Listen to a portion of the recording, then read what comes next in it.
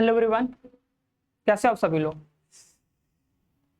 एक बार कमेंट करके बताओ क्या हाल चाल, बढ़िया कि नहीं।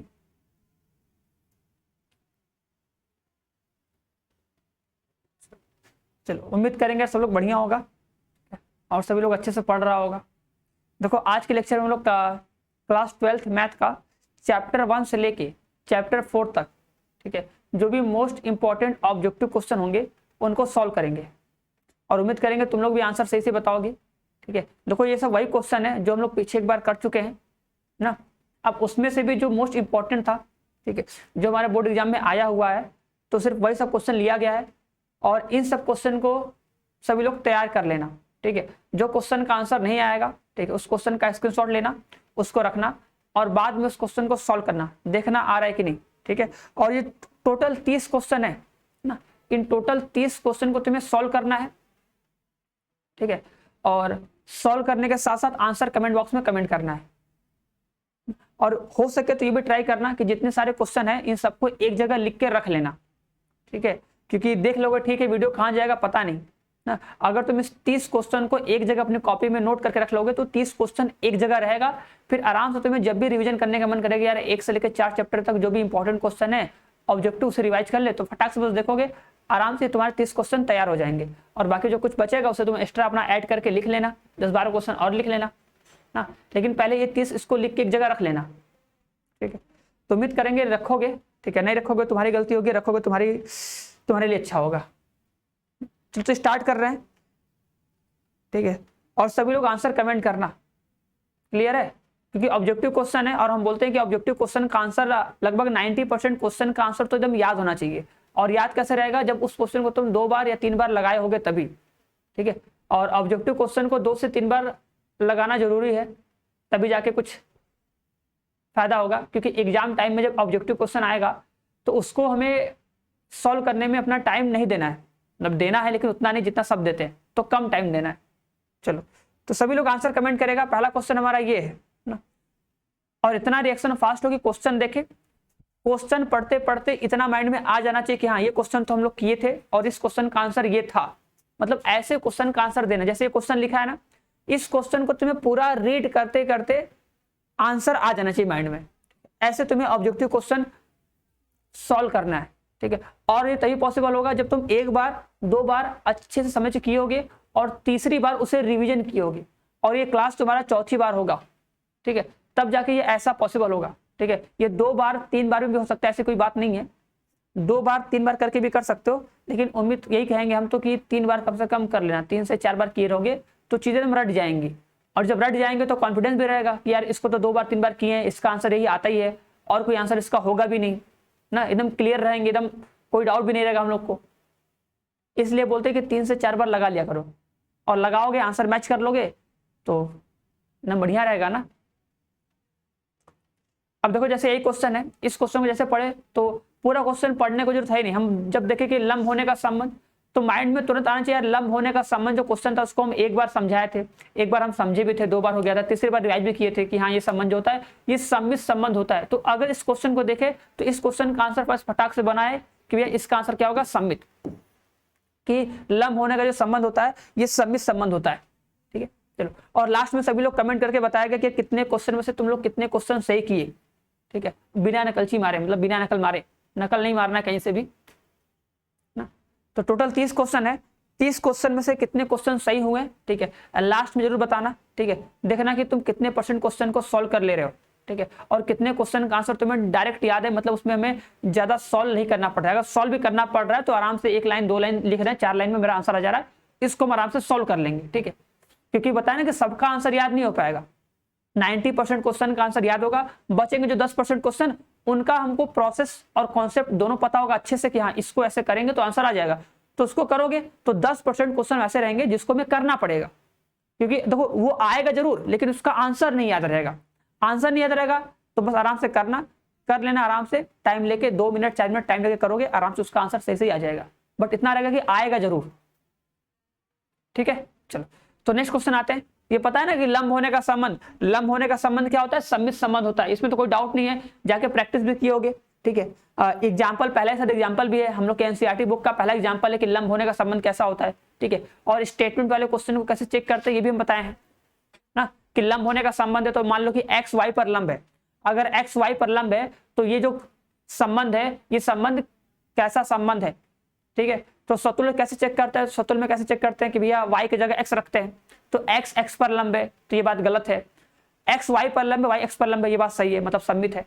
एक्स वाई पर लंब है वाई जेड पर लंब है तो एक्स जेड पर लंब है नहीं, एक्स जेड के समांतर होता है। तो बस मतलब जो तुम किए रहोगे ना, अगर उस चीज को तुम 2 बार अच्छे से समझ के किए होगे, तीसरी बार बस देखे होगे, सॉल्व किए होगे, तो आज तुम्हें ये क्लास बहुत अच्छा लगेगा, समझ में भी आएगा और आंसर भी कमेंट करोगे, ठीक है। लेकिन ये बात है कि अगर पीछे कभी पढ़े रहोगे तो भी, मतलब पीछे कभी ना कभी एक बार कम से कम पढ़े रहोगे तभी कुछ फायदा होगा, नहीं तो नहीं फायदा होगा। अगर फर्स्ट क्लास होगा समझ में नहीं आएगा तो तुम्हें इसके पीछे क्लास देखना पड़ेगा, तब जाके होगा। अब देखो ये इनवर्स निकालना है, देखो इनवर्स निकालने का सिंपल तरीका होता है, देखो +3 इधर करेंगे -3 हो जाएगा, बट्टे में आ जाएगा 2 तो हो जाएगा x -3 बट्टे में 2। अब ये सब क्वेश्चन के लिए हमको टाइम नहीं देना है, ठीक है, क्योंकि अगर आया प्रतिलोम निकालने के लिए तो प्रतिलोम निकालने का कॉन्सेप्ट ये कि यार x को बचाते हैं एक तरफ, x को बचाते हैं एक तरफ और बाकी सबको भेज देते हैं दूसरी तरफ, बस इतना करेंगे आराम से मेरा आंसर आ जाएगा। समझे कि नहीं? चलो थर्ड क्वेश्चन पे आते हैं। बताओ, थर्ड क्वेश्चन मोस्ट इंपॉर्टेंट है, ठीक है, ये जान लेना, ठीक। ये थर्ड क्वेश्चन है जो कि मोस्ट इंपॉर्टेंट है और ये भी बताया है कि ये इसमें तुम्हें क्या हो सकता है कि हो सकता है कि x² दिया रहे या x के पावर 4 दिया रहे, तो ऐसे क्वेश्चन को कैसे चेक करेंगे। और अगर तुम एक बार कर लोगे कि हाँ अगर कभी सर फलन दिया है f(x) अगर x के पावर 4 लिखा है, ठीक है ना, अगर लिखा है f(x) x के पावर 4 और ये देख लेना कि सर ये f क्या है, ये f r से r है, ये भी देखना है, ठीक है, ये कंपलसरी है, बिना इसके देखे मत कर लेना कि सर जी हम x के पावर 4 का याद कर लिए कि अगर x के पावर 4 है तो ना तो एक एकी होता है ना तो अच्छादक होता है, ठीक है। ये कब होता है, जब मेरा जो ये फंक्शन है वो r से r में डिफाइन होता है, तब होता है। अगर यही n से n में होता तब ये एक एकी नहीं होता, सॉरी तब ये एक एकी होता, ठीक है, और अच्छादक नहीं होता। लेकिन अगर ये r से r में है तो ये ना तो एक एकी होता है ना तो अच्छादी होता है, ठीक है, क्योंकि हमको पता है अगर हम 1 का स्क्वायर करेंगे, 1 का स्क्वायर करेंगे, सॉरी 1 के पावर 4 है ना, ये स्क्वायर का 4 का सेम कॉन्सेप्ट होता है। अगर हम 1 के पावर 1 करेंगे तो आंसर 1 आएगा और अगर -1 के पावर 4 करेंगे तो भी कितना आएगा, 1 ही आएगा। तो ये एक एकित होगा नहीं क्योंकि भैया 2 लोग जाके 1 से मिल रहे हैं, 1 जाके मिल रहा है 1 से और जो -1 है वो भी कहां जा रहा है, 1 से मिलने जा रहा है, तो एक एकी नहीं है। कुछ याद आ रहा होगा, तो कुछ याद आ रहा है तो अच्छी बात है, नहीं याद आ रहा तो दिमाग पे थोड़ा जोर डालो, याद करो कि हाँ कैसे पढ़े थे, क्योंकि संबंध और फलन मोस्ट इंपॉर्टेंट है, आना चाहिए। तो इसका आंसर होगा f, न तो एक एकी है और नहीं अच्छादी है। चलो इस क्वेश्चन का आंसर बताओ, ठीक है। ये क्वेश्चन है, हमको दिया एक सेट दिया, एक दिया समुच्चय ए लिखा है 1 2 3 लिखा है, तो बोला है 1 2 और 2 1 को शामिल करते हुए कितने तुल्यता संबंध समुच्चय ए पर परिभाषित किए जा सकते हैं, ये हमसे पूछ रहा है, ठीक है। तो अगर हमें 1 2 और 2 1 को शामिल करते हुए कुल ऐसा संबंध बताना है जो क्या हो, जो कि तुल्यता संबंध हो, तो हमको ये पता है कि 1,2 और अगर 2,1 लेंगे तब तो ठीक है, 1,2 और 2,1 लेंगे तो एक बार तो ये बनेगा। और एक बार बताए थे पूरा, याद करो, अगर तुम इससे बनाओगे एक संबंध, देखो एक बताएं, अगर एक संबंध बनाएंगे जो कि तुल्यता हो तो भैया उसमें सतुल्य होना चाहिए, तो 1,1 2,2 और 3,3 होगा। अब अगर हमें 1 2 को शामिल करना है तो 1 2 और 2 1 शामिल कर लो, देखो ये जो संबंध है ये सतुल्य होगा, सम्मित होगा और संक्रामक भी होगा, तो ये क्या हो जाएगा, तुल्यता संबंध हो जाएगा। अब अगर एक और लेना है, ठीक है, जिसमें 1 2 और 2 1 हो, तो देखो ये तो यहां तक सेम रहेगा, ठीक है, इसके आगे 1 3, ठीक है, 3 1, ठीक है, 2 3, ठीक है, और 3 2, ये भी शामिल कर लो, ठीक है, तो ये भी क्या होगा, तुल्यता संबंध होगा। और इसमें क्या आएगा, देखो इसमें भी 1 2 है तो इसमें भी 1 2 है, तो 2 ऐसे संबंध बनेंगे, ठीक है, 2 ऐसे संबंध बनेंगे जिसमें तुम्हें क्या मिलेगा, 1 2 और 2 1 मिलेगा, कितना मिलेगा, 2 ठो, ठीक है। बताओ समझ में आ रहा है कि नहीं? चलो ये बताओ, अब इस क्वेश्चन का आंसर बताओ। देखो ये भी क्वेश्चन जान लेना, तुम्हारा मोस्ट इंपॉर्टेंट कैटेगरी में आएगा भैया, मोस्ट इंपॉर्टेंट कैटेगरी में आएगा। चैप्टर फर्स्ट के अगर ऑब्जेक्टिव क्वेश्चन आएंगे तो चैप्टर फर्स्ट के ऑब्जेक्टिव क्वेश्चन में इसका आने का चांस बहुत ज्यादा है, ठीक है, क्योंकि ये बहुत इजी है, क्योंकि हर एक चैप्टर से हमेशा इजी क्वेश्चन ही पूछता है, ठीक है, सबसे इजी क्वेश्चन और उससे थोड़ा सा हार्ड क्वेश्चन, बस बहुत ज्यादा हार्ड नहीं पूछता है, बस थोड़ा सा हार्ड, ठीक है। तो बता दो इसका आंसर कितना आएगा, फटाक से बता दो इसका आंसर आएगा कितना, फटाक से, एकदम फटाक से बताना है, एकदम तेजी के साथ, बिना कुछ मिस्टेक के। देखो बोला है कि माना कि समुच्चय n में, n मतलब क्या, प्राकृतिक संख्या, प्राकृतिक संख्या मतलब 1 2 3 4 5 ऐसे कुछ लेना है। हमको a और b का पेयर बनाना, सोचो हमको a और b का पेयर मतलब संबंध बनाना है, और वो संबंध ऐसा होना चाहिए कि a बराबर होना चाहिए b - 2 के, ठीक है, मतलब इस समीकरण को संतुष्ट करना चाहिए। तो बताओ हम लोग b का मान क्या लेंगे, तो तुम लोग b का मान स्टार्ट करोगे कहां से, वहां पे तो कोई हिंट लिखा है, मतलब कंडीशन लिखा है कि b का मान भैया क्या होना चाहिए, b इज ग्रेटर देन 6, तो b का मान हमेशा 6 से बड़ा होना चाहिए। तो पहले 7 लो, अगर 7 लेके रखोगे, ठीक है, अगर 7 लेके रखोगे तो कितना हो जाएगा, 7 - 2 कितना हो जाएगा, 5, ठीक है, तो 5 दिया है, 7 और 5। देखो अगर हम b का मान लिए 7, b का मान 7 लिए तो भैया a का मान 5 आएगा ना, तो 5 और 7 तो इसमें कहीं दिख नहीं रहा है। देखो 5 और 7 आंसर ठीक है, अभी मत कहना सर जी आप मतलब आप क्या दिए, ऑप्शन गलत दिए हैं, तो ऑप्शन गलत नहीं है, ठीक है। अगर 5,7 नहीं है तो कुछ और दिमाग लगाओ, कुछ और सोचो, ठीक है, तो लेते हैं 8 ले लो भैया।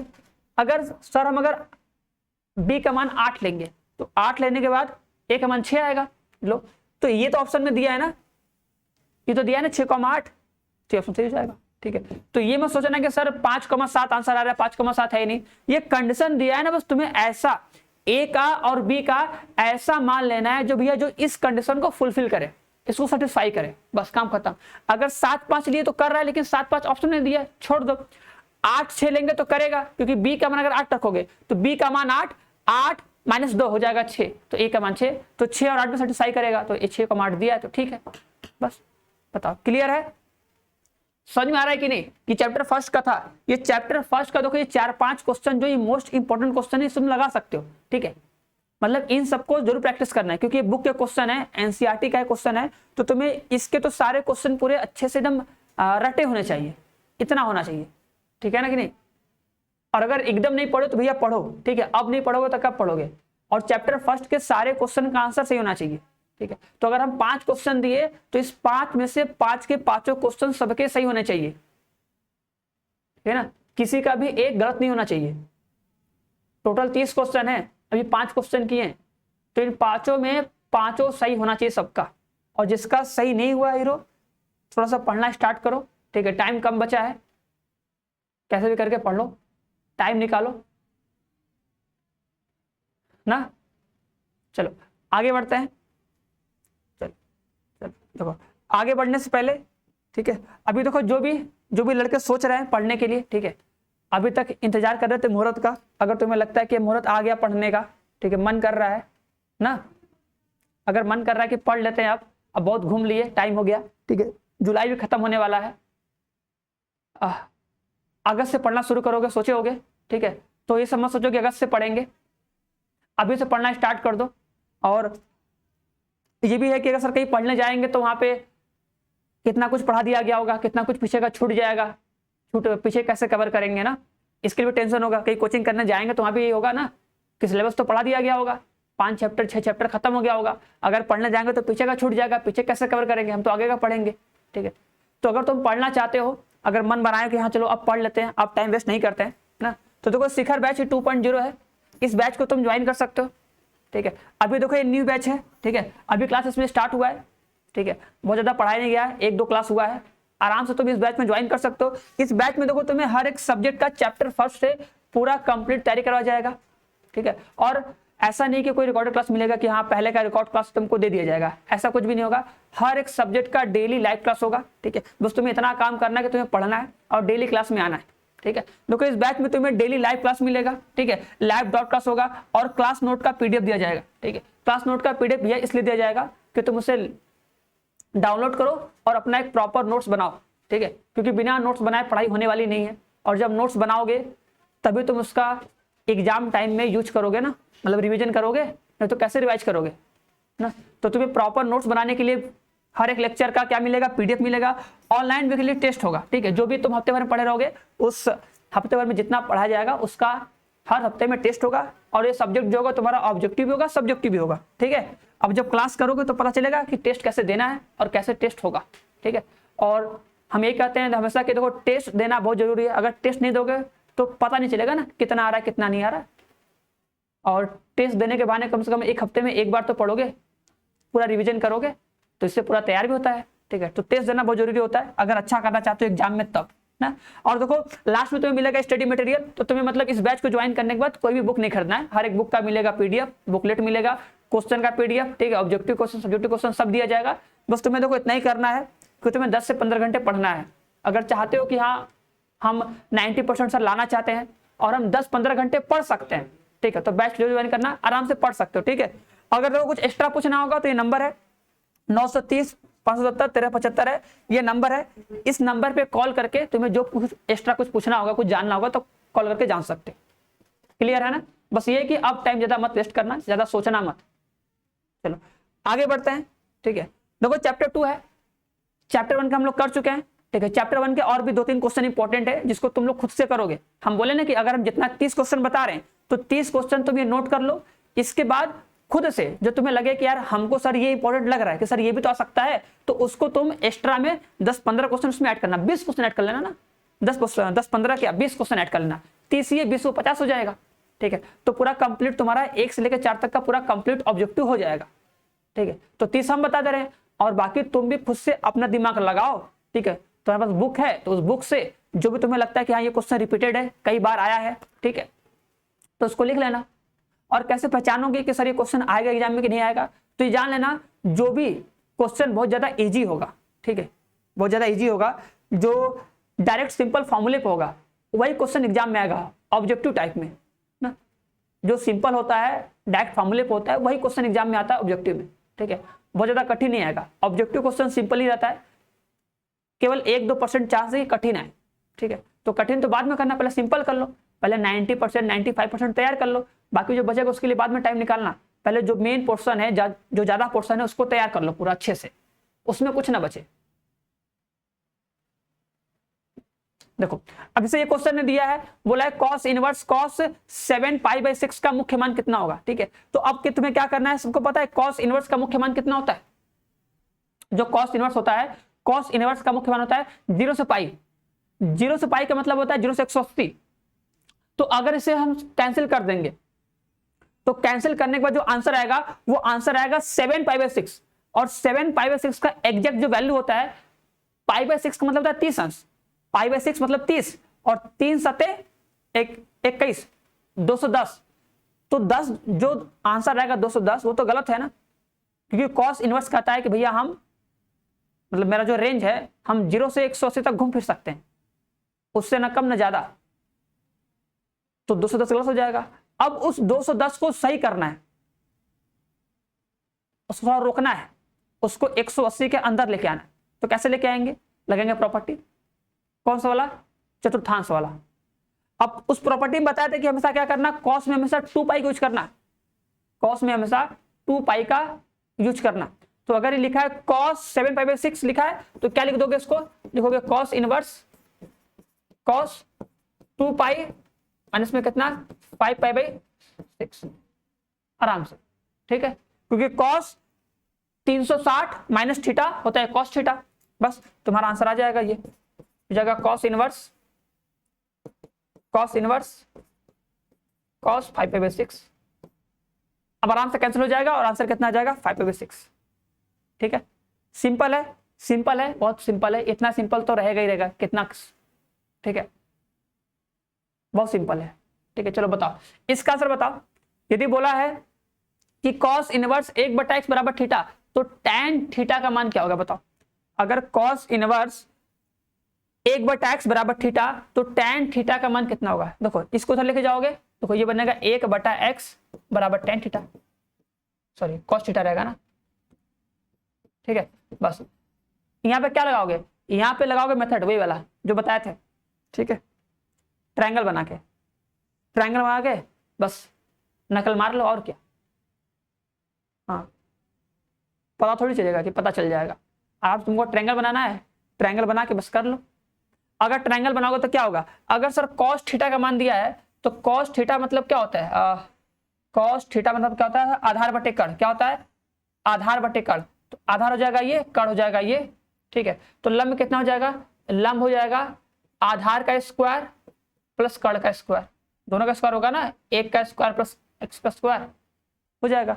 तो tan थीटा बराबर क्या होगा, tan थीटा बराबर लंब बटे आधार, लंब बटे आधार। तो लंब बटे आधार के तुमको दिख रहा है, लंब बटे आधार। देखो ये दिया था, इसे ट्रायंगल बनाया, आधार कण पता था, लंब निकाल लिए। लंब का मान कितना होता है, प्लस नहीं माइनस होगा यार, कण का स्क्वायर माइनस में कण का स्क्वायर होगा ना, लंब निकालना है ना, तो कण के स्क्वायर में से क्या करेंगे, आधार का स्क्वायर घटा देंगे, तो जाएगा रूट में एक्स स्क्वायर माइनस 1। गलती कर दिए, लगा दिए, चौथा लगा दिए होगे, सोचे होगे नहीं, तो सोच लिया जाए, ठीक है।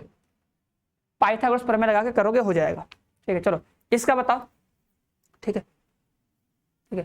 देखो बोले ना कि डायरेक्ट तुम्हारे जो क्वेश्चन आएगा ना, डायरेक्ट फॉर्मूले पे आएगा, डायरेक्ट फॉर्मूले पे। जैसे ये है, अब इसमें क्या है, इस क्वेश्चन में केवल डायरेक्ट सिंपल सा फॉर्मूला है, बस तुमको फॉर्मूला आना चाहिए, समझ रहे हो कि नहीं, कि भैया कॉस इनवर्स, मान लो कॉस आ गया, साइन आ गया, से क्या कुछ भी आ गया।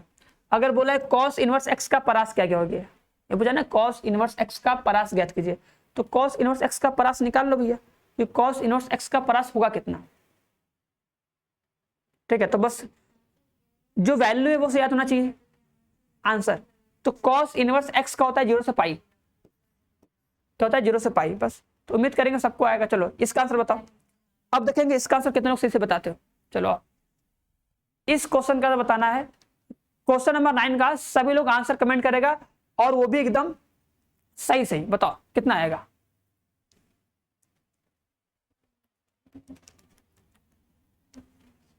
तो सबको सही सही आंसर कमेंट करना, बताओ इसका आंसर कितना आएगा।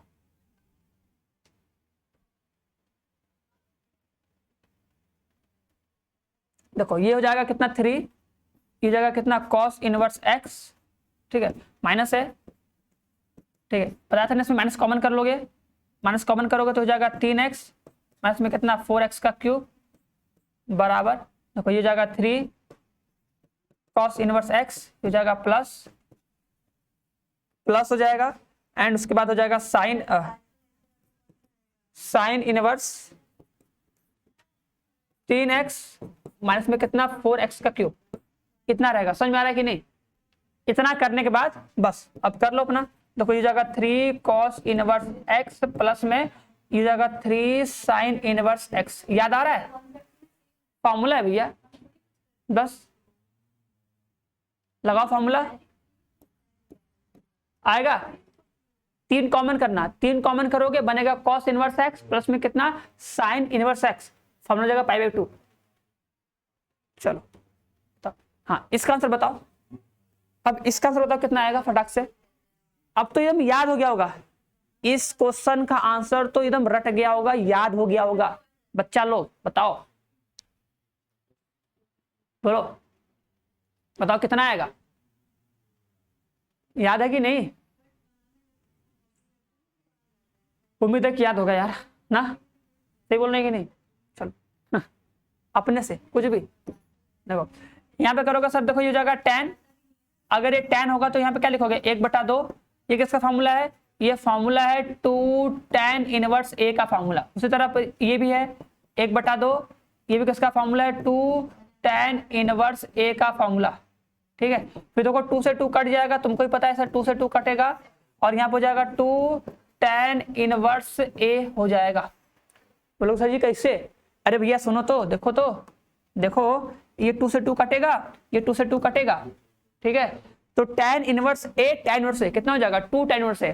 अब यहाँ पे लगा दो 2 tan इनवर्स a का फॉर्मूला, तो 2 tan इनवर्स a का फॉर्मूला होता है tan इनवर्स 2a अपॉन में 1 माइनस में a स्क्वायर। तो tan से tan कट जाएगा, बचेगा कितना 1 माइनस में a स्क्वायर, ये है फॉर्मूला ना। चलो अब इसका आंसर बताओ, याद है कि नहीं। देखो जितने लोगों को याद होगा हंस दो, ठीक है। कितने लोगों को याद है बताओ, कितने लोगों को ये क्वेश्चन याद है बताओ भैया बढ़िया से। तो कितने लोगों को ये याद है, एकदम अच्छे से बताओ। अगर याद है तो भैया एकदम स्माइल कर दो फटाक से, देखो अच्छा सा। अगर याद है तो एक बार स्माइल कर दो फटाक से, तो बढ़िया वाला एकदम। याद है कि नहीं आंसर? याद करो, याद आ रहा होगा। सर इसका आंसर दो ठो आता है, एक आता है 0, एक आता है 1/2। लेकिन जो 0 होता है वो तो इस समीकरण में रखने पर सेटिस्फाई करता है, लेकिन 1/2 जब रखते हैं तो 1/2 क्या करता है, इस समीकरण को सेटिस्फाई नहीं करता है।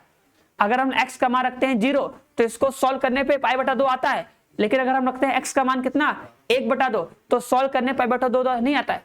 ठीक है, तो आंसर होता है केवल 0। ठीक है, सॉल्व कैसे करते हैं, साइन इनवर्स x होता है, इसको मानते हैं थीटा। क्या मानते हैं, इसको मानते हैं थीटा।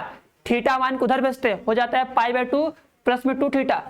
ये साइन है, लेके जाएंगे उधर, बन जाएगा साइन 90 प्लस 2 थीटा, आ जाएगा कॉस 2 थीटा। उसके बाद कॉस 2 थीटा को तोड़ देंगे, 1 माइनस में 2 साइन स्क्वायर थीटा। फिर जहां पे 2 साइन स्क्वायर थीटा है, उस साइन स्क्वायर थीटा की जगह पे लिख देंगे एक्स स्क्वायर।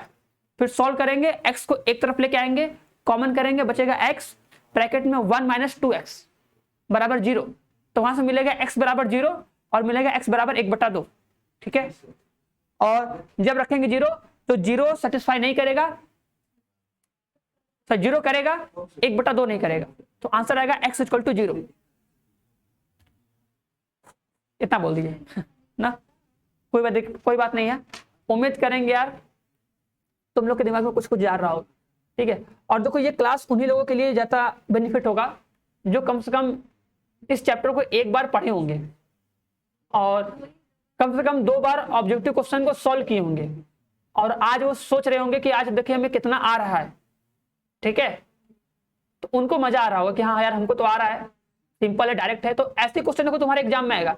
एग्जाम में बहुत कठिन क्वेश्चन नहीं आता, ये लिख के ले लो। ठीक है, तुम्हारे एग्जाम में बहुत कठिन क्वेश्चन नहीं आता, तुम अपना प्रीवियस ईयर पेपर देख सकते हो, जो भी क्वेश्चन था सिंपल होता है, डायरेक्ट फॉर्मूले पे ही आता है, कुछ एक्स्ट्रा नहीं होता है। समझे कि नहीं, कुछ एक्स्ट्रा नहीं होता है, सब सिंपल होता है, सब इजी होता है। बस ये कि तुम्हें करना आना चाहिए। ठीक है, बस एक बार क्लियर होगा तो हो जाएगा। चलो ये बताओ इस क्वेश्चन का आंसर कितना आएगा। तो देखो इसको बताते ना, इसको सपोज करते हैं थीटा, क्या बोलेंगे इसको थीटा। अगर इसको थीटा बोलेंगे तो जैसे हो गया सेक स्क्वायर थीटा, तो सेक स्क्वायर थीटा का फॉर्मूला होता है 1 प्लस में tan स्क्वायर थीटा। ठीक है ना, जैसे होता है ना 1 प्लस में, सोचो ना अगर लिखा है सेक स्क्वायर थीटा तो 1 प्लस tan स्क्वायर थीटा बराबर होता है सेक स्क्वायर थीटा, लिख दोगे। हाँ आंसर आएगा 52। चलो जिसका भी आंसर 52 है सही है, आंसर आएगा 52। ठीक है, ये 2 है ना, ये 2 नहीं रहेगा, इस 2 को हटा दो, ये 2 नहीं रहेगा। ठीक है, ये इसमें 2 नहीं रहेगा, क्योंकि अगर 2 रहेगा तो आंसर भी कुछ और आएगा।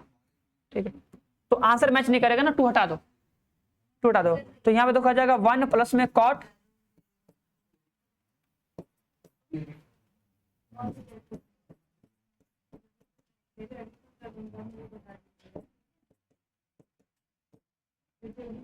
ऐसे हो,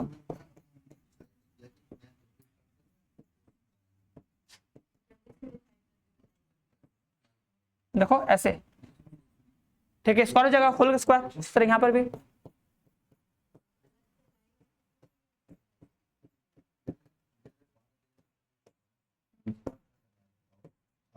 देखो कट जाएगा, कटेगा बचेगा 5, 5 का स्क्वायर 25, कटेगा बचेगा 5, 5 का स्क्वायर 25, आ जाएगा 52।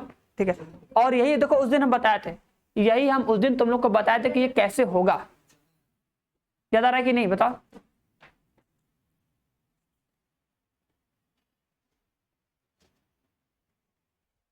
ये तो बहुत सिंपल है ना। अब इससे जी क्या मिलेगा, ठीक है, लिखा है साइन इनवर्स माइनस में 1/2 का मुख्य मान क्या होगा। ठीक है, अब देखो सबको मुख्य मान निकालने डायरेक्ट आना चाहिए। मुख्य मान का मतलब है कि बताओ साइन में कितने अंश का मान माइनस में 1/2 होता है। तो क्या करते हैं, जो माइनस है ना, हमको पता है कि साइन की प्रॉपर्टी क्या होती है, इस माइनस को कर लेता है बाहर। तो सोचो जो लिखा है माइनस में 1/2 लिखा है ना, तो जो माइनस है सोचो ये आ जाएगा बाहर, आ गया बाहर। अब बस ये सोचो कि साइन में कितने अंश का मान 1/2 होगा। अगर लिखा है साइन इनवर्स 1/2, ठीक है, माइनस तो बाहर आ गया है, तो बोलोगे यार साइन में कितने अंश का मान 1/2 होता है? तो 60 अंश कि 30 अंश, दोनों में से कोई एक होगा ना, 60 या 30। तो देखो ये सब मतलब कोई ट्रिक मत बताना, अपने से डायरेक्ट याद रखना भैया 30 का मान होता है आधा, 30 का मान आधा, 45 का मान 1/2 और 60 का मान √3/2। आराम से डायरेक्ट याद होना चाहिए, एकदम फोटो की तरह दिखना चाहिए ना। तो 1/2 होता है 30 अंश का, 30 अंश का मतलब होता है सर जी π/6, तो आंसर आएगा इसमें π/6। ठीक है, चलो तो उम्मीद करेंगे याद होगा। चलो हाँ, अब इस क्वेश्चन का आंसर बताओ। ठीक है, सभी लोग सॉल्व करो, बताओ इस क्वेश्चन का आंसर कितना आएगा, तेजी के साथ बताओ इस क्वेश्चन का आंसर कितना आ जाएगा। लिखा है tan इनवर्स √3 माइनस में sec इनवर्स माइनस में 2, ये किसके बराबर है पूछ रहा है, बताओ। इसका मतलब क्या किया, tan में क्या बोल रहा है कि भैया tan में कितने अंश का मान √3 होता है, tan में कितने अंश का मान √3 होता है। देखो भाई जिसका आंसर इसमें से कुछ आ रहा है वो गलत है, ये चारों ऑप्शन में से कोई भी ऑप्शन सही नहीं है। ठीक है, देखो tan में कितने अंश का मान √3 होता है, ठीक है समझे कि नहीं। देखो भैया अगर गलती होगा तो नोट कर लेना कि एक गलत हो गया है ना, अगर गलती हुआ तो नोट किया ना कि हाँ एक गलत हुआ है, और लास्ट में बताना जरूर कि कितना सही हुआ तुम लोगों का। ठीक है, टोटल 30 में से तुम लोग कितने क्वेश्चन सही कर पाए ना। अब देखो लिखा है tan इनवर्स √3, मतलब सर जी tan में कितने अंश का मान √3 होता है, तो हमको पता है सर tan में होता है 60 अंश का, 60 अंश का मान होता है √3 होता है। इसमें क्या करेंगे, पाई कॉमन करेंगे, पाई कॉमन मतलब इस अंश को बाहर करेंगे ना, तो इसमें जो सेक वाला प्रॉपर्टी होता है, सेक में कॉस में, ठीक है कॉट में अगर माइनस हटाना होता है तो क्या होता है उसमें पाई आता है, पाई माइनस सेक इनवर्स 2 हो जाएगा। ठीक है, इसको सॉल्व कर लो। अब इसको सॉल्व करके देख सकते हो आंसर कितना आएगा, हो जाएगा पाई माइनस हो जाएगा प्लस सेक इनवर्स 2, मतलब सेक में कितने अंश का मान 2, तो कॉस में कितने अंश का मान 1/2, तो 60 अंश का, तो हो जाएगा यहाँ π/2 मतलब π/3। सोचो ये 60 अंश 60 120, अगर 120 जाएगा माइनस 180 तो बचेगा माइनस में 60 बचेगा ना, -60 आएगा, कितना आएगा -60 करके देख लो ना यार, 60 120 और ये 180 है तो माइनस में 60 आएगा, मतलब माइनस में π/3 आएगा आंसर, तो वो आंसर सही है। ठीक है, इनमें से कोई ऑप्शन सही नहीं, वो वाला ऑप्शन सही है। चलो इसका बताओ आंसर। अब सेम उसी तरह तुम्हें इस क्वेश्चन को सॉल्व करना है, बताओ इसका आंसर कितना आएगा। ठीक है, हमको पता है देखो कॉस का, ठीक है कॉस का, कॉट का और सेक का, इन तीनों का सेम होता है। अगर इसमें मतलब कॉस इनवर्स में, कॉट इनवर्स में, सेक इनवर्स में अगर अंदर होता है माइनस, क्या होता है, अगर अंदर होता है माइनस तो उस माइनस को कैसे हटाते हैं,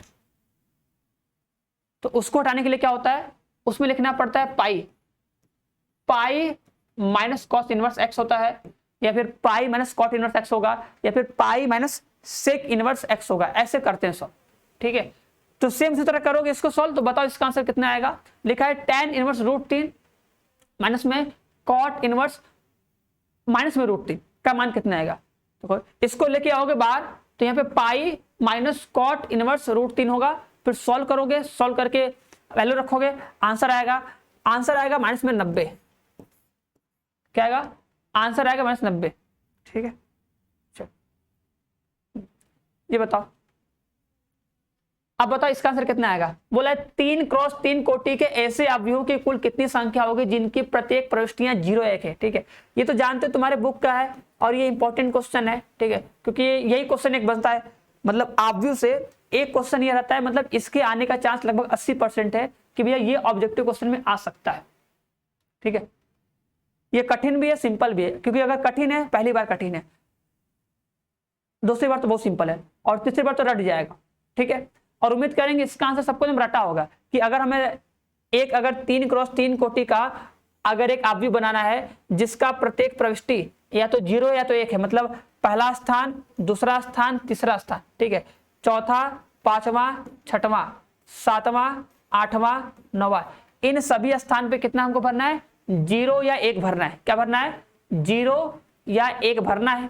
ठीक है, अगर हमें एक ऐसा भी बनाना है जो 3 क्रॉस 3 कोटि का हो, और देखो प्रत्येक प्रविष्टियां 0 या 1, देखो 0 या 1 कहने का मतलब है जब हम एक आव्यूह बनाएंगे ना 3x3 कोटि का, जब हम आव्यूह बनाएंगे तो इस आव्यूह के जो हम एलिमेंट लिखेंगे उस एलिमेंट में या तो 0 लिखना होगा या तो 1 लिखना होगा, या तो 0 या तो 1। देखो या तो 0 या तो 1, या तो 0 या तो 1, या तो 0 या तो 1, मतलब 0 1 0 1 0 1, मतलब उनमें से कोई एक। ऐसा नहीं कि सिर्फ 0 लिख दोगे और 1 भी लिख दोगे, 0 लिखोगे या फिर 1 लिखोगे, ठीक है। तो अगर हम इस वाले बॉक्स को भरेंगे यहां पर, तो यहां पे क्या लिखेंगे, या तो 0 या तो 1, मतलब 2 प्रकार से इसको हम भर सकते हैं। कितने प्रकार से, 2 प्रकार से, ठीक है। अगर इसको भरने जाएंगे तो इसको भी जब भरने जाएंगे तो इसको क्या भरेंगे, इसको भी भरेंगे 2 प्रकार से, 2 प्रकार से, या तो 0 या तो 1। तो इसी तरह 2 प्रकार 2 प्रकार 2 प्रकार 2 प्रकार, तो 2 गुणे 2 गुणे 2 गुणे 2 कुल 9 बार। तो आंसर कितना आ जाएगा, 512। आंसर कितना आएगा, 512। तो उम्मीद करेंगे सबको आया होगा समझ में, ठीक है। वैसे ही करते हैं, ठीक है। चलो ये बताओ, बोला है 17वां, बोला है एक आव्यूह है Aij है, m क्रॉस n है, एक वर्ग आव्यूह है। अगर वर्ग आव्यूह है तो इसमें बताओ कौन सही है। अगर वर्ग आव्यूह है तो इसमें से कौन सा सही है, option A, option B, option C, option D. देखो हमको पता है, तुमको भी पता है कि अगर सर कोई आव्यूह वर्ग आव्यूह होता है तो उसमें पंक्तियों की संख्या स्तंभों की संख्या के बराबर होती है, ठीक है। जब पंक्तियों की संख्या स्तंभों की संख्या के बराबर होती है तो उसे बोलते हैं वर्गाकार आव्यूह। जब पंक्तियों की संख्या स्तंभों की संख्या के बराबर नहीं होती है तो उसे बोलते हैं आयताकार आव्यूह। क्या बोलते हैं, आयताकार आव्यूह, ठीक है। चलो ये बताओ, बोला यदि एक वर्ग आव्यूह सममित हो एवं विषम सममित दोनों आव्यूह है तो वो किस प्रकार का आव्यूह है। मतलब सपोज करो मेरे पास एक ऐसा आव्यूह है जो कि सममित भी है और विषम सममित भी है, ठीक है। तो उसके अवयव क्या होंगे, मतलब वो कैसा अवयव बनेगा, तो हमको उसको अवयव निकालना पड़ेगा। या पता करो कि ऐसा कौन सा अवयव है, ऐसा कौन सा अवयव है जो सममित भी है और विषम सममित भी है, बता दो, ठीक है। सममित कहने का मतलब ये होता है कि उसमें सर जी अगर हम ए आई करें, अगर ए आई जे निकाले तो वो ए जे आई के बराबर आ जाए। और विषम सममित कहने का मतलब सर जिसमें अगर हम ए आई जे निकाले तो माइनस में ए जे आई के बराबर आ जाए, ठीक है, बराबर है। अब तुम सोचो अगर इन दोनों सर जी हम जोड़ देंगे तो ये मिलेगा 2 आई जे बराबर 0। तो यहां से हमको क्या मिलेगा कि ए आई जे बराबर 0। अब देखो ए आई जे बराबर 0 का मतलब होता है कि सर ऐसा अवयव जिसके एलिमेंट का मान 0 है, मतलब उसका अवयव 0 है। तो अगर तुम एक ऐसा अवयव बनाओ, एक ऐसा अवयव बनाओ जिसका प्रत्येक अवयव 0 हो, मतलब आई का और जे का मान तुम कुछ भी लो, ठीक है, अगर उसका मान 0 आता है, मतलब उसका हर एक एलिमेंट 0 है, तो वैसा अवयव क्या कहलाता है, सममित अवयव कहलाता है और विषम सममित अवयव भी कहलाता है, ठीक है। तो उसे बोलते हैं शून्य अवयव। अगर कोई ऐसा अवयव है जो कि शून्य अवयव है, जिसका प्रत्येक अवयव 0 है, तो उसे क्या बोलते हैं, भैया ये क्या है, हमारा एक सममित और विषम सममित दोनों अवयव है, ठीक है। चलो ये बताओ, बोला यदि हमारे पास 2 अवयव है, यदि 2 अवयव ए और बी है, तो अगर ए बी मतलब ए का बी से गुणा करने पर अगर ए बी बराबर 0 है, अगर हम ए का बी से गुणा कर रहे हैं, ए का बी से गुणा करने पर अगर आंसर 0 आ रहा है, अगर ए का बी से गुणा करने पर अगर आंसर 0 आ रहा है, तो इनमें से कौन सा ऑप्शन सही होगा, बता दो, ठीक है। तो देखो हम बताए थे कि अवयव का प्रॉपर्टी अलग होता है, ठीक है। अवयव का जो गुणधर्म होता है वो संख्याओं के गुणधर्म से एकदम अलग होता है। तो हम लोग ये बोलते हैं, क्या बोलते हैं, हम लोग ये बोलते हैं कि अगर 2 अवयवों का गुणनफल 0 है तो इसका मतलब ये नहीं है कि या तो ए को 0 होना पड़ेगा या तो बी को 0 होना पड़ेगा या फिर दोनों को 0 होना पड़ेगा, ऐसा कुछ नहीं। जैसे हम लोग जानते हैं नंबर के बारे में कि अगर सर 2 संख्या लिए हैं, अगर 2 संख्याओं का गुणा करने पे आंसर 0 आ रहा है तो हम बोलते हैं कि सर जी उन दोनों में से कोई एक संख्या 0 होगी अवश्य ही, तभी वो 0 हो रहा है, नहीं तो नहीं होगा ना। लेकिन अवयव में ऐसा नहीं होता है। अवयव में बोलते हैं कि अगर 2 अवयवों का गुणनफल 0 आ रहा है तो यह आवश्यक नहीं है कि ए 0 हो या बी 0 हो, दोनों 0 नहीं होता है तो भी आंसर कितना आता है, 0 आता है। तो बोलते हैं यह आवश्यक नहीं है कि a बराबर 0 हो या b बराबर 0 हो, दोनों में से कोई शून्य नहीं होगा तो भी आंसर शून्य अवयव आता है। ठीक है, अब जिसको पता है, जिसको नहीं पता कैसे, तो एक बार जाके भैया लेक्चर देख सकता है, समझ सकता है कैसे। ठीक है, चैप्टर 3 का वन शॉट है। ठीक है, जहां पे अवयवों का बताया गया गुणन, तो अवयवों के गुणन में उसकी प्रॉपर्टी पढ़ सकते हो, उसकी प्रॉपर्टी पढ़ के समझ सकते हो, और क्या समझ सकते हो, और क्या करोगे। ठीक है, देखो लिखा है प्रथम 6 धन पूर्णांकों को अवयव लेते हुए असमान अवयव वाले कुल कितने अलग अलग अवयव बन सकते हैं, बताओ। वही बात है, अब इसका आंसर कौन बताएगा। ठीक है, देखो इससे पहले क्या था, मेरे पास 2 अवयव थे, 0 और 1। ठीक है, तो 0 और 1 का यूज करके हमको एक अवयव बनाना था 3 क्रॉस 3 का ना। यहाँ पे क्या, मेरे पास प्रथम 6 धन पूर्णांक है, मतलब मेरे पास 6 संख्या है। अब इन 6 संख्याओं का यूज करके हमको अवयव बनाना है। ठीक है, तो दिमाग में आएगा ना, सर वहां पर तो दिया था कोटि, उस क्वेश्चन में हमको कोटि दिया था, कोटि 3 क्रॉस 3 का था, तो बनाओ। अब इसमें कोटि तो दिया नहीं है, क्योंकि जब तक कोटि नहीं पता होगा तब तक हम लोग अवयव बनाएंगे कैसे। तो इसमें तो कुछ कोटि नहीं बोला है, तो तुम्हें अपने से कोटि मानना है। तो तुम सोचो अगर मेरे पास 6 अवयव हैं तो उनको हम कैसे कैसे सजा सकते हैं। तो अगर सर मेरे पास 6 अवयव हैं तो हम 1 क्रॉस 6 में कर सकते हैं, मतलब 1 पंक्ति 6 स्तंभ, ऐसे सजा के उसका हम अवयव बना सकते हैं। ठीक है, या सर उसमें हम 6 पंक्ति 1 स्तंभ बना दे, लाइन से हो जाएगा। ठीक है, या सर जी उसमें 2 पंक्ति 3 स्तंभ बना दे। अगर मेरे पास कुल 6 अवयव हैं तो 2 पंक्ति 3 स्तंभ बना दे, या 3 गुणे तो बना दे। देखो ये 4 कोटियां पॉसिबल है, ये 4 कोटि होंगी। 6 वही 1 क्रॉस 6 का बन सकता है, 6 क्रॉस 1 का बन सकता है, 2 क्रॉस 3 का बन सकता है, और 3 क्रॉस 2 का बन सकता है। मतलब 6 अवयव से ये 4 प्रकार के कोटियों के अवयव बन सकते हैं। ठीक है, अब हम सोचेंगे यार अगर हमें 1 क्रॉस 6 का, सुनो, अगर हमें 1 क्रॉस 6 है, अगर 1 क्रॉस 6 का अवयव बनाना पड़ेगा तो 1 क्रॉस 6 के कुल कितने अवयव बनेंगे। सुनो, अब 1 क्रॉस 6 का मतलब होता है सर जी 1 पंक्ति 6 स्तंभ, ऐसे भैया 1 पंक्ति 6 स्तंभ हो जाएगा। लो भैया 1 पंक्ति 6 स्तंभ। अब अगर बात आएगी सर एलिमेंट को भरने की, तो पहला वाला जो स्थान होगा, हम मेरे पास पता है कि हमको 6 नंबर है, 1 2 3 4 5 6 तो है, 6 तो है ना, तो इसको भरेंगे 6 प्रकार से। अब क्योंकि किसी को रिपीट नहीं करना है तो इसको भरेंगे 5 प्रकार से, फिर इसको भरेंगे 4 प्रकार से। ठीक है, फिर इसको भरेंगे 3 प्रकार से, और फिर इसको भरेंगे 2 प्रकार से, फिर इसको भरेंगे 1 प्रकार से। ठीक है, तो कुल प्रकार हो जाएगा 720। अब जो 6 क्रॉस 1 है, मतलब 1 क्रॉस 6 है, इसके कुल 720 अवयव बन सकते हैं।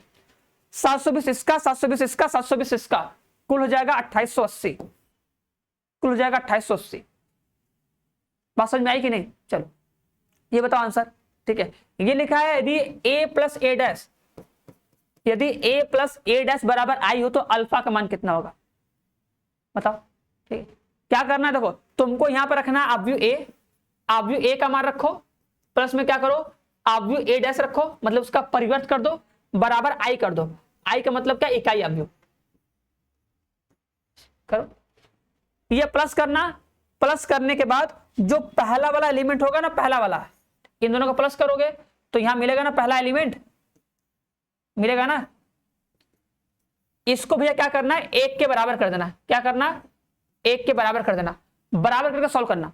देखो यहां पर रखना भैया a का मान, अवयव a का मान यहां रखो, a डैश का मान यहां रखो, दोनों को प्लस करो, प्लस करोगे मिलेगा पहला एलिमेंट, सब प्लस होगा, लेकिन हम कंपेयर करके बस 1 से मान निकाल लेंगे। ये प्लस करोगे यहां पे आएगा, इसको अपना देखो पहला एलिमेंट पहले के बराबर, तुम दूसरा को दूसरे के बराबर भी करके सॉल्व कर सकते हो, उसमें कोई दिक्कत नहीं है। ठीक है, तो हम पहले को पहले के बराबर करेंगे, सॉल्व करेंगे, आंसर आ जाएगा π/3।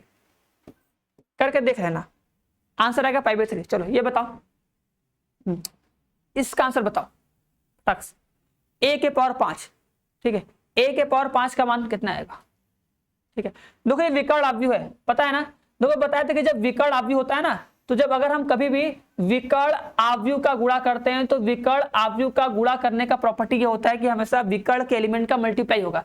जैसे अगर ये a के पावर 5 है तो अगर तुम इसका 5 बार मल्टीप्लाई करोगे ना, तो जैसे हम लोग अवयव का मल्टीप्लाई करते थे पूरा पंक्ति का स्तंभ से पंक्ति का स्तंभ से, उतना लंबा नहीं, इसका एक शॉर्टकट होता है। शॉर्टकट क्या होता है, जब भी विकर्ण आव्यूह का मल्टीप्लाई करते हैं तो विकर्ण वाले एलिमेंट का विकर्ण से मल्टीप्लाई हो जाएगा। अगर ये a के पावर 5 लिखा तो तुम क्या कर दो, इसको लिख दो a के पावर 4 इंटू में a लिख दो। और a के पावर 4 का मतलब होता है भैया सीधी सी बात कि जो तुमको दिख रहा है ये ना, ये दिख रहा है ना, ये बस मल्टीप्लाई कर दो कितनी बार, अरे 4 बार बस। तो इसका जब करोगे कितना आएगा, 81 0 0 0 81 0 ऐसे, बस यहाँ पे फिर 81 कॉमन कर लेना। देखो ई बनेगा आई, ई बनेगा ए, और तुमको पता है कि आई इंटू ए करने पे कितना आता है, ए आता है, क्योंकि आई मतलब होता है इकाई आव्यूह। आई मतलब क्या, इकाई आव्यूह, और इकाई आव्यूह का किसी भी अगर आव्यूह से गुणा करोगे तो वही आव्यूह आंसर आता है। तो आंसर आएगा 81 ए। तो 5 बार गुणा मत करना, क्योंकि उसमें हमको ए बचाना था, इसलिए हम ऐसा किए, क्योंकि हर एक ऑप्शन में ए दिया था तो हमको एक को बचाना था। तो ए के पावर 4 आएगा, और ए के पावर 4 का मतलब 81, कितना आएगा 81। ये बोला यदि आव्यूह ए दिया है, बोला है सममित हो, तो बताओ एक्स का मान कितना होगा। ठीक है, अब तुमको सममित आव्यूह का प्रॉपर्टी अच्छे से पता होना चाहिए, क्योंकि सममित आव्यूह कहता है कि अगर कोई आव्यूह है, अगर सममित आव्यूह है तो विकर्ण के एलिमेंट को छोड़ के, विकर्ण के एलिमेंट को छोड़ के हर एक एलिमेंट का जो संयुग्मी होगा वो आपस में बराबर होता है। ठीक है, जैसे देखो अगर हम इसको छोड़ दें, ये विकर्ण है, इसको छोड़ दोगे, विकर्ण को छोड़ने के बाद मान लो तो 2x2 का है, अगर ये 3x3 का होता तो विकर्ण के एलिमेंट को छोड़ देते, जो एलिमेंट बचते सबको बराबर करते। मतलब ऐसे पहला ए आई जे तो ए जे आई के बराबर, तो ये a12 है तो a21 के बराबर, तो ये x + 2 को बराबर करोगे ये 2x + 3 के। ठीक है, इसको इधर करो, इसको इधर करो। ठीक है, ये 5 बराबर हो जाएगा x। ठीक है, ऐसे तो x = आ जाएगा 5। उम्मीद करेंगे समझ में आया होगा। ठीक है, सममित आव्यूह का प्रॉपर्टी पता होगा तभी कर पाओगे, नहीं पता होगा तो नहीं कर पाओगे। सममित आव्यूह प्रॉपर्टी एकदम सिंपल है, जो बताया वही सिंपल है और क्या। ठीक है, बराबर होता है। चलो ये बताओ, बोला यदि a एक व्युत्क्रमणीय आव्यूह है जिसका क्रम 2x2 का है, तो बताओ a इनवर्स का मान कितना होगा, फटाक से बताओ। a इनवर्स का मान कितना हो जाएगा,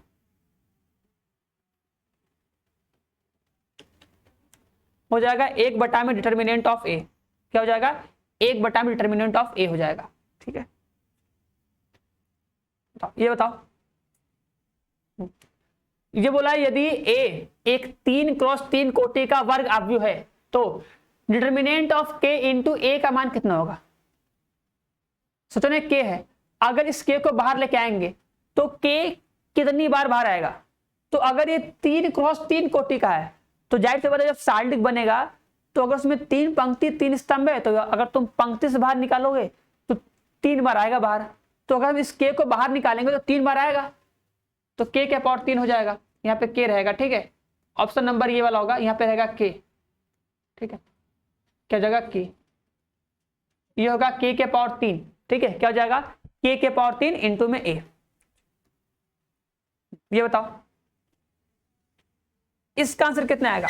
बोला है कि एक हमको दिया है त्रिभुज दिया है जिसका क्षेत्रफल 35 वर्ग इकाई दिया है। ठीक है, ये इसके 3 बिंदु दिए हैं a b c, ये 3 बिंदु दिए हैं। अब तुमसे पूछ रहा है मान कि बताओ k का मान कितना होगा। ठीक है, सबको तरीका पता है, सर जी लिखते हैं त्रिभुज का क्षेत्रफल 1/2। ठीक है, देखो x1 y1 यहाँ पे लिखेंगे 1, x2 y2 यहाँ पे लिखेंगे 1, यहाँ लिखेंगे x3 y3 यहाँ पे लिखेंगे 1, और जो क्षेत्रफल होगा उसको लिखेंगे ±35। क्या लिखेंगे, ±35। तो बता दो जब इसको हम सॉल्व करेंगे बिंदु का मान रखेंगे और सॉल्व करने के बाद k का मान कितना आता है। याद करो ऑब्जेक्टिव क्वेश्चन था, चौथा या पांचवा, एनसीईआरटी का चौथा या पांचवा ऑब्जेक्टिव क्वेश्चन है। उम्मीद करेंगे सबको इसका आंसर याद होगा। बताओ इसका आंसर कितना आ जाएगा। ठीक है, जिसको नहीं आ रहा है वो आराम से, हम 1 मिनट का टाइम दे रहे हैं, 1 मिनट में इसको सॉल्व करो, बताओ कितना आंसर आएगा फटाक से।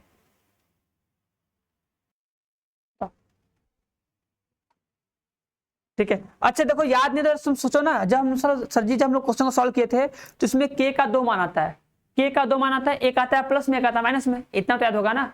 और देखो ऑप्शन देख लो, ऑप्शन में देखो एक प्लस 12 दिया है, एक दिया है माइनस 2 दिया है, एक दिया है माइनस 12 माइनस 2, और एक दिया ये, ठीक है। तो जहां तक तुम्हें हल्का हल्का याद होगा कि सर जी इसका मान तो आता है, एक आता है प्लस में, एक आता है माइनस में, तो सोचो जो बड़ा है वो प्लस में है, जो छोटा है वो माइनस में है, बस याद हो गया। आंसर कितना आता है 12 और -2। आंसर कितना आता है, आंसर आता है 12 -2 आता है, ठीक है। चलो सॉल्व करें ना, अरे सॉल्व तो कर सकते हो ना। चलो ये बताओ, अब this is very simple question, this is very easy question, और दिस इज आंसर याद करेंगे क्वेश्चन, ठीक है। कि इन सबका तो आंसर एकदम रटा होना चाहिए, याद होना चाहिए ना।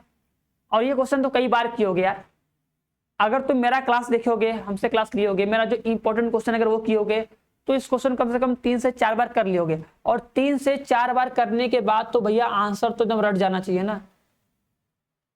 अब क्या ही बचेगा बताओ, अब क्या बचेगा, इसके अलावा कुछ बच सकता है? नहीं बच सकता ना, सही करे कि नहीं? नहीं बचेगा ना, बचेगा क्या? तो बोलोगे सर जी इसका आंसर आता है 0। सर जी आंख बंद करके इसका आंसर 0, आंख खोल के भी 0 और आंख बंद करके भी सर जी इसका आंसर 0 होगा। आप चाहे कुछ भी कर लीजिए, तो हम कहेंगे हम कुछ भी नहीं करेंगे, 0 इसका आंसर होगा, हमको पता है भैया, तुम्हें तेज मत बनो, ठीक है। चलो बताओ अभी तक, अच्छा बताओ कितना क्वेश्चन तुम लोग सही किए? हम लोग 28 क्वेश्चन पे आ गए, बताओ 28 क्वेश्चन में से कितना तुम लोग सही किए?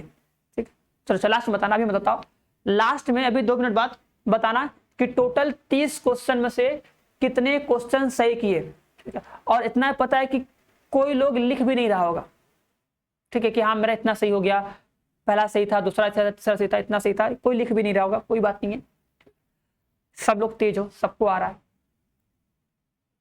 बट ये कि आराम से चीजों को लिख के पढ़ो, तभी देखो आगे फायदा होगा ना। देखो तो इसका आंसर बताओ, इसको हम सॉल्व करवाएं, इसको भी कम से कम 2 से 3 बार सॉल्व करवाएं, और वैसे जनरली ओरली भी प्रैक्टिस करवाएं कि भैया देखो जब इसको हम सॉल्व करते हैं तो आंसर आता है 2 से 4, और 2 से 4 ये बंद अंतराल होता है, ये ऑप्शन गलत दिया होता है, तो यहाँ पे होता है बंद अंतराल, ठीक है, ठीक है, बंद अंतराल होता है। आंसर जो आता है वो आता है बंद अंतराल 2 से 4, ठीक है। जो सारणिक ए का मान होगा वो 2 से 4 के बीच में होगा, जो सारणिक ए होगा उसका मान जो आएगा 2 से 4 के बीच में आएगा। डिटर्मिनेंट ऑफ ए का जो मान होगा वो बिलोंग करेगा 2 से 4 बंद अंतराल, ठीक है, 2 से 4 बंद अंतराल। बताओ सही बात है कि नहीं? बोलो भैया सही बात है कि नहीं? मजाक तो नहीं कर रहे ना हम? मिस कल हुआ, चलो हाँ अब ये बताओ, चलो ये क्वेश्चन करने तुम लोग को हम टाइम दे रहे हैं, ठीक है, जो लोग कर सकता है करो, और देखो जिसको इसका आंसर पता है, ठीक है, और जिसको नहीं पता वो सॉल्व करो। बताओ इसका एरिया कितना आएगा? बोला है उस त्रिभुज का क्षेत्रफल ज्ञात कीजिए जिसके शीर्ष 3 8 5 2 और -2,4 है, ठीक है। तो हमको सारणिक का यूज करके इस क्वेश्चन को सॉल्व करना है, सारणिक का यूज करके क्वेश्चन को सॉल्व करना है, तो कर लेते हैं। सारणिक का यूज करके इस क्वेश्चन को सॉल्व करते हैं फटाक से, जल्दी से।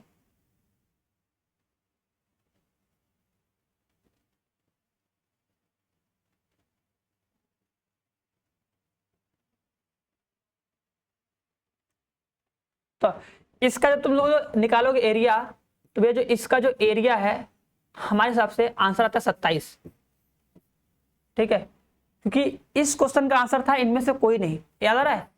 इस क्वेश्चन का आंसर था भैया इनमें से कोई नहीं, इस क्वेश्चन का आंसर था इनमें से कोई नहीं, कोई नहीं, कोई नहीं, ठीक है, इसका आंसर था इनमें से कोई नहीं। क्लियर है? ठीक है ना भैया? गुस्सा तो नहीं आ रहा है ना? सॉल्व कर सकते हो? फॉर्मूला बताएं, फॉर्मूला कहाँ गया? ये फॉर्मूला, अरे भैया कहाँ गया? ये फॉर्मूला लगाना है, 1/2 x1y1 फॉर्मूला है, इसको लिखोगे, इसमें सबका मान रखोगे, सॉल्व करोगे, एरिया मिल जाएगा, ठीक है। ये सारणिक का फॉर्मूला, कैसे हम लोग एरिया निकालते हैं। चलो ये हो जाएगा 27, कोई नहीं। चलो आज का सबसे लास्ट सवाल, ठीक है, आज का सबसे लास्ट और सबसे आखिरी सवाल, देखते हैं कि इसका आंसर कितने लोग सही देते हो, ठीक, चलो सॉल्व करो, बताओ इस क्वेश्चन का आंसर कितना आएगा।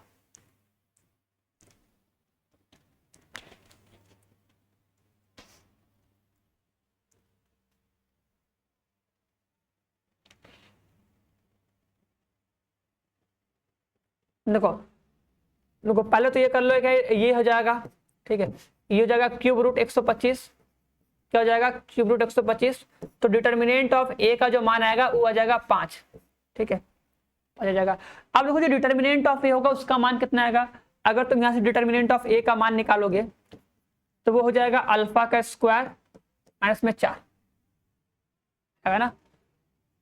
देखो इसको सॉल्व करोगे, ये पावर 3 है, उधर जाएगा बनेगा क्यूब रूट, तो बन जाएगा सार्लिक ए बराबर हो जाएगा 5, और इसका मान जब तुम यहां रखोगे तो अल्फा स्क्वायर हो जाएगा भैया अल्फा स्क्वायर माइनस 4 बराबर 5, तो अल्फा स्क्वायर बराबर हो जाएगा 9।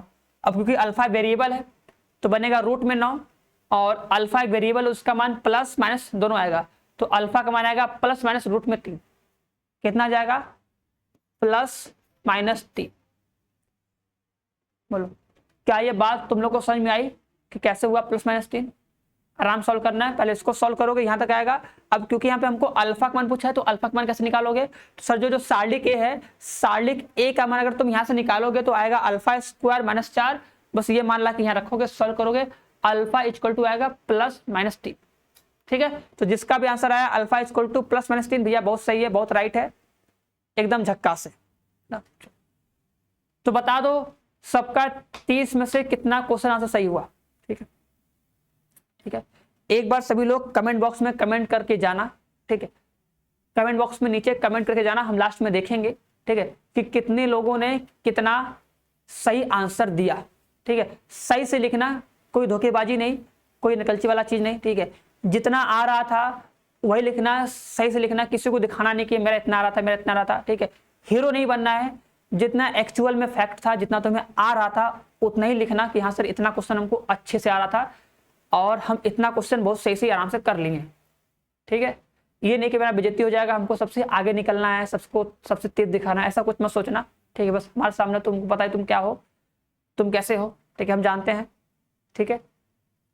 तो किसी को दिखाना नहीं है, अपने ऊपर तुम्हें क्या करना है, अपने ऊपर क्या करोगे यार, कुछ नहीं करोगे हाँ, अपने आप को धोखा नहीं देना है ना, तो साफ साफ सही से लिख के जाना, किसी को बेवकूफ नहीं बनाना है, न खुद बेवकूफ बनना है। तो हम लास्ट में देखेंगे, ठीक है, इसलिए बोल रहे हैं कि सब लोग कमेंट करना कि कितने क्वेश्चन में से तुम लोग कितना क्वेश्चन सही हुआ, और जितने लोग भी दे रहे हो सभी लोग कमेंट करके ही जाना, बिना कमेंट के बन जाना, नहीं तुम लोग का खोपड़ी फोड़ दिया जाएगा, ठीक है। इतना कुछ तुमको ला के दिया जा रहा है तो कुछ तुम लोग भी कर दो, ठीक है। और वीडियो कैसा लगा जरूर बताना, लास्ट में कमेंट बॉक्स में कमेंट करना कि सही था कि नहीं, इतना फास्ट सही था, ठीक है, इससे ज्यादा फास्ट नहीं था, इतना स्लो था, ठीक था, तुमको टाइम मिला, तुम कर लिए कि नहीं कर लिए, ठीक है। और ये जरूर बताने कि यार तुम चीजों को नोट करते हो कि नहीं, मतलब जो इंपॉर्टेंट होता है क्या उसे नोट करते हो, नोट करते हो तो बहुत अच्छी बात है, ठीक है। चलो, और देखो तुम्हारे घर में कोई भी है, घर में क्या तुम्हारे अगल बगल दोस्त जो है जिसको लगता है कि नहीं अब हम थोड़ा सा पढ़ लेते हैं, ठीक है, तो उसको तुम इस बैच के बारे में बता सकते हो, ठीक है। ये शिखर बैच है, शिखर बैच 2.0 है, इस बैच के बारे में उसको बताओ कि देखो भैया अगर तुम्हें पढ़ना है तो तुम भी आओ साथ में पढ़ो, ठीक है, क्योंकि साथ साथ पढ़ने में जो मजा है और कहाँ अकेले पढ़ने में थोड़ी मजा है, ठीक है। दोस्त भी रहे, हम भी रहे, साथ में रहे, थोड़ा दांत चियारते हुए पढ़े और आगे बढ़े, नंबर अच्छा लेके आए कि लोग कहे कि यार दिन भर तो घूम रहा था, इसका नंबर कितना अच्छा आ गया, समझे कि नहीं, थोड़ा हीरो वाला फीलिंग आएगा। तो घर बैठ के पढ़ो, बाहर बैठ के घूमो, सब करो, लेकिन एक टाइम से, ठीक है। अब टाइम है पढ़ने का तो अब बस पढ़ लो, ठीक है। अगर तुम्हारा अभी पढ़ने का मन नहीं, अभी घूमने का मन है तो ये घूम लेना, हम मना नहीं कर रहे ना, लेकिन अगर तुम्हें लगता है कि अब हम पढ़ लें, अब टाइम आ गया पढ़ने का, अब 4-5 महीने पढ़ लेते हैं, 4-5 महीने में सिलेबस कंप्लीट हो जाएगा और तुम आराम से हर एक चीज अच्छे से पढ़ लोगे, क्लियर है। तो ये हमारा शिखर बैच 2.0 है, न्यू बैच ज्वाइन कर सकते हो। अगर कुछ भी पूछना होगा नंबर देखो ये लिखा है, इस नंबर पे कॉल करोगे 930 577 1375, इस नंबर पे कॉल करके जो भी तुम्हें कुछ पूछना होगा पूछ लोगे और बैच ज्वाइन करके अपना क्लास स्टार्ट कर सकते हो, स्टार्टिंग से एकदम बेसिक से, चैप्टर फर्स्ट से एक्सरसाइज फर्स्ट से हर एक चीज फर्स्ट से स्टार्ट होगा, एकदम बेसिक से, एकदम जीरो लेवल से, ठीक है। ऐसा नहीं कि बीच में कुछ फाड़ के चला जाएगा, कुछ फाड़ के नहीं, आराम से लाइन से सीक्वेंस से चला जाएगा, जिससे यार सब कुछ बेहतर हो और सब कुछ एकदम बेस्ट हो, क्लियर है। चलो तो बस आज के लिए इतना ही, मिलते हैं नेक्स्ट क्लास में, लिए तब तक सबको भैया bye bye, tata, see you.